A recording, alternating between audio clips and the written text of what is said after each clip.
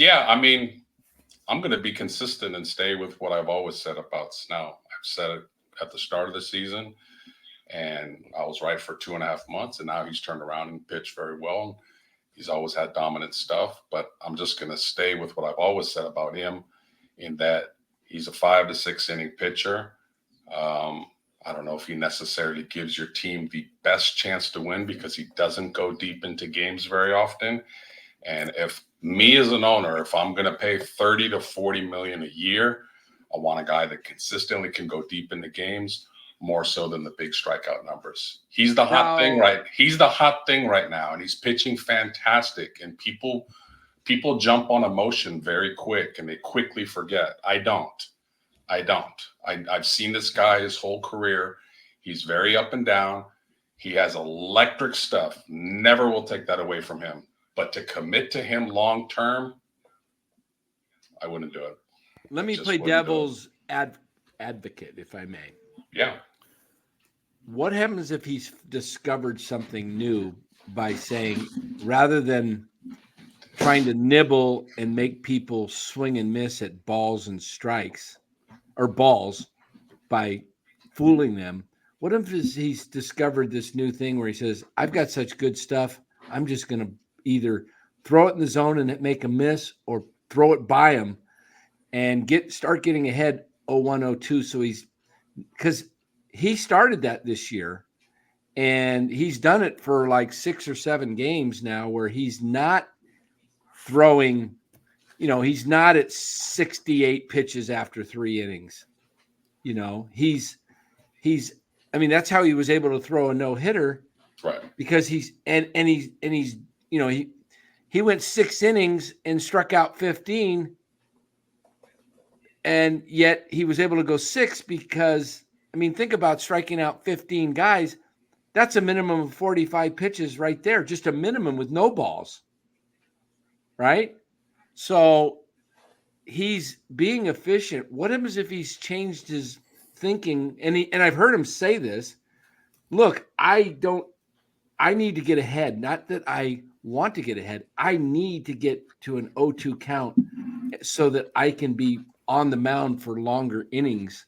And I think Blake Snell used to know that his stuff was so good that if he walked one or two guys an inning, it was like, oh well, I'll just strike him out. Now he's like, I'm not doing my team any good by only being able to go 5 innings because I'm at 100 pitches because I'm screwing around trying to be cute. I'm just going to go attack.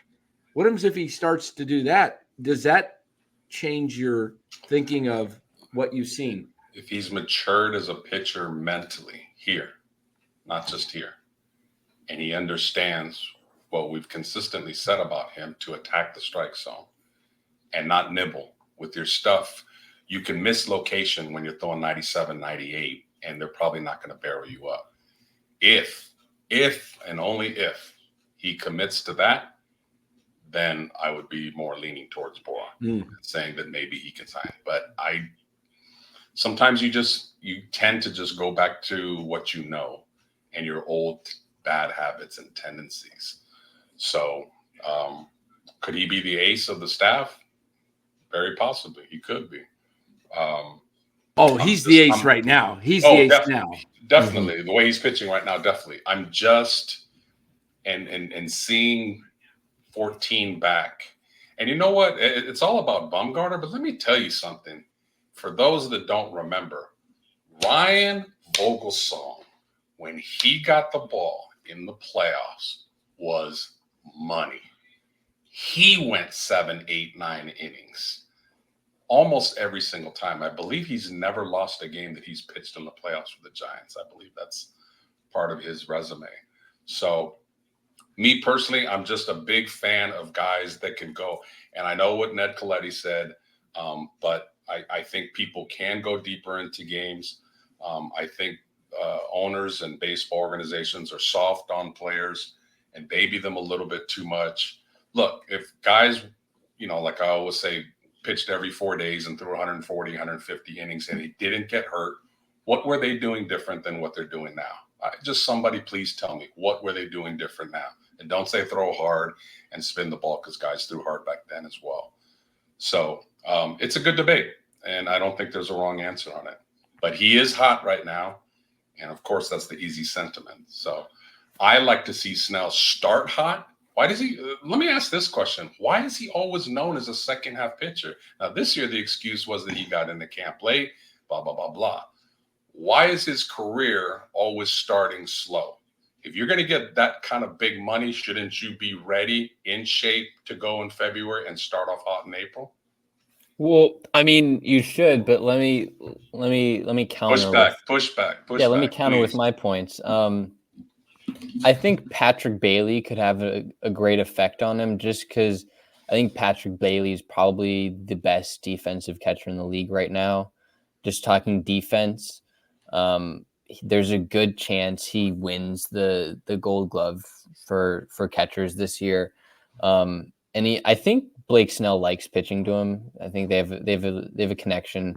And then there's also the point of Blake Snell.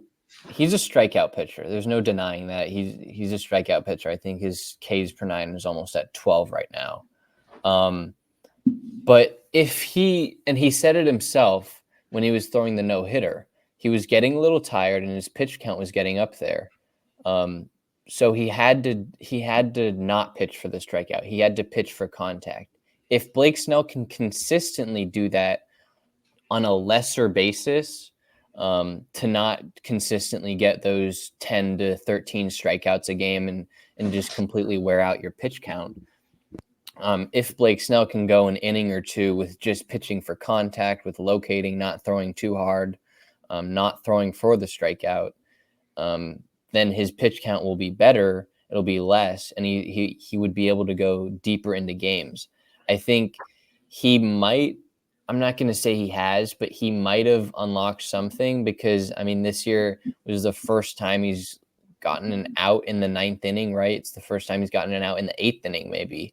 It's his first career complete game this year. And in the past, 3 to 4 games, he's gone into the seventh inning, I think. Or he's at least had the chance to. I think I'm definitely against signing him long-term if you're talking about 6, 7, 8 years.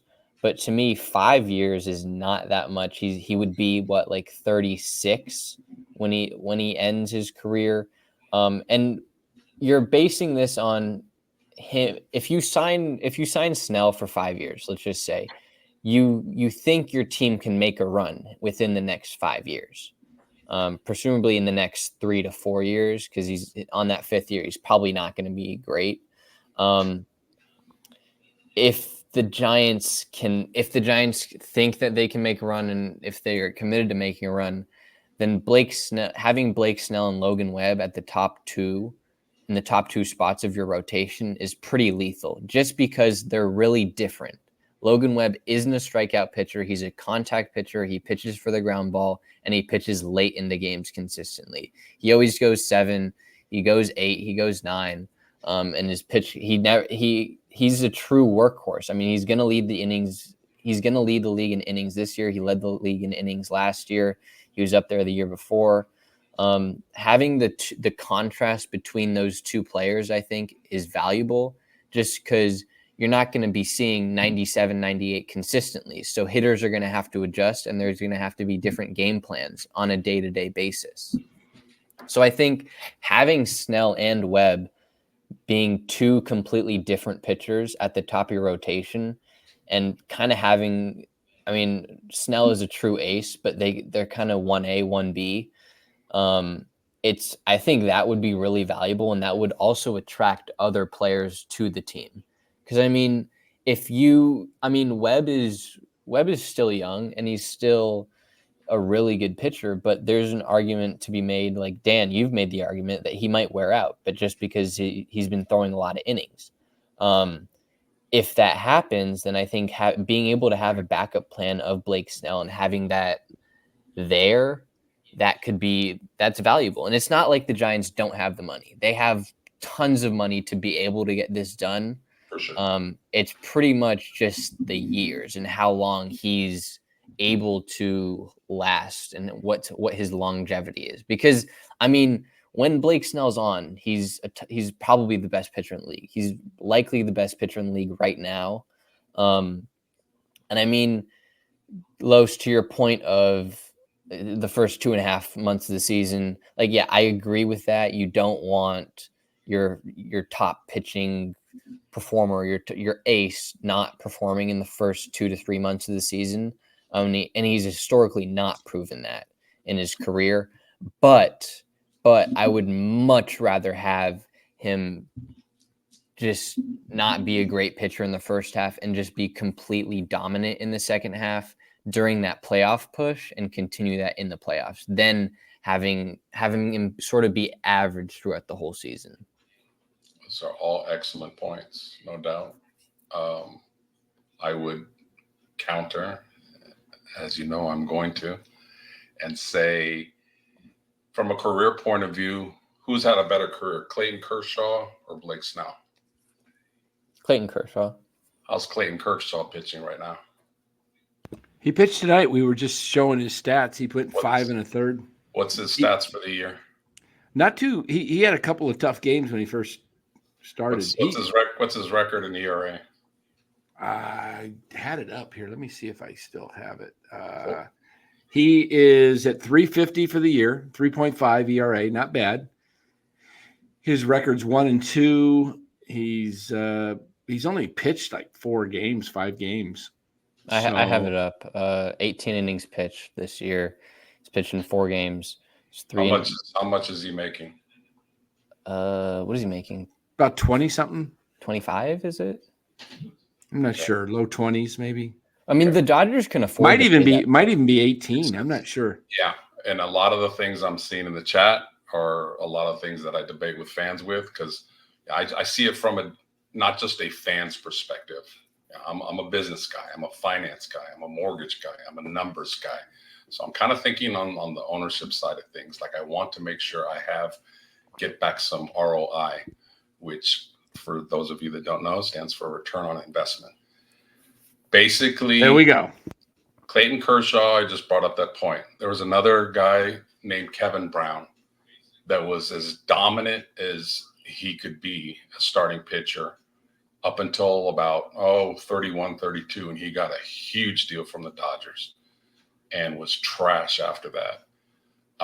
When you're a power pitcher, when you're a finesse pitcher, I think you can pitch into your late 30s a lot easier than when you're a power pitcher. So with Kershaw, it's not necessary that, although his fastball is not what it used to be, people can sit off of that and kind of wait on his curveball because he's not throwing 97, 98. Was he ever, though? I don't think he was ever throwing 97. I think he topped out at about 96, 97. I think he was throwing pretty much that hard. Mm-hmm. And then he has that wipeout curve. So my point is, I agree with you that if Snell would take a 3-year deal up until age 35, I think he could be pretty damn good, maybe even outstanding for those 3 years. But we have to remember who his agent is. His agent is Scott Boras. Scott Boras is going to be in his ear. He's taken advantage of Farhan many, many, many times before. And I'm just trying to not have him take advantage of him once again, although he probably will. Boras is going to tell Farhan, if you want Snell, based upon what he did for half a year, you're going to have to pay him 6 years, probably 225 to 240 million. Now, if everybody in the chat is okay, are you guys okay with that? Dan, are you okay with 6 years and 220, 230 to 240 mil? Or are you okay with that? No, I don't want to go that much. No. That's what it's going to take to sign him. So if everybody wants him for 6 years, see, the fans always say, oh, we don't care what happens on the back end. We don't care. We don't care. We don't care. You know, remember, these are pro athletes that, you know, Trent Williams just signed a contract 2 years ago, maybe even a year ago, and now he's holding on and wanting more money. So, I mean, it's always a game. It's always like, I want more, I want more, I want more, and holding teams hostage. So I just think that 3 years, I think it maybe 4 at the most would be a really solid investment, but I think it's going to take 5 to 6 to get him signed, especially the way he's pitching now. I think you pay when you extend a player, you pay for the now. You're not paying for the future, pretty much. And I'm glad you said that. And hold that thought, because a lot of what I see in the chat here is Los, he has 2 Cy Youngs. Los, he has this stats in the World Series. Stop thinking like that you're paying guys for the past. That's how you get in trouble. When you keep paying for people if they're 20, now if they're 25, 26 and they had a good past, then that's fine. They still are in their prime. When you're on the downside of your career, you don't pay extra top dollar for that. Why the hell do you think Bill Walsh was so successful for 18 years and kept that long run? Yeah, because he got rid of guys before they were rid done. of older guys, even studs, superstars like Ronnie Lott, like Rice, like Montana. I mean, these are Hall of Fame players. That's why they had a continual run. And that's why the Niners were good for 17, 18 years, or they were relevant, because one, they knew how to scout, and they would replace a superstar with another damn good player. They knew how to scout, and they could let go of the older player. They were not going to pay them premium price on the downside of their career. I would pay him up to 5 years at 175. I know that's a lot of money, and I'm going to say that's 35 a year. And you know what I'm going to say? I know I may eat year 5. I may even eat year 4, but I'm going to get 3 great years of production, and I'm going to just say that's where I'm focused on. I'm because in contracts, almost every sports contract, the back end, you're just going to have to know that you're eating it going in. And here's my last point, and I'll let Bora get the last word, or Dan if you want to, but this is just my last point on this. If I'm going to pay premium superstar money for a pitcher like Snell long term, and I'm going to have to, like Dan said, eat a year, maybe 2 on the back end, I sure as hell better be doing that to win a World Series. If I'm doing that, you better be. If I'm doing that just to be the 3rd wild card or the 2nd wild card and be 5 to 6 games over 500, then what are we doing? Thanks, Rob. If the Giants are a really good team now, and this is going to put you over the top to win a championship, all for it. Is this going to put the Giants in the World Series or in the top 4 next year if they sign Snell? I say no. Their hitting still will suck if they don't get any hitters. So that is probably my number 1 argument about giving him the money. It doesn't bring you any closer to a World Series champions unless you fix the rest of the team.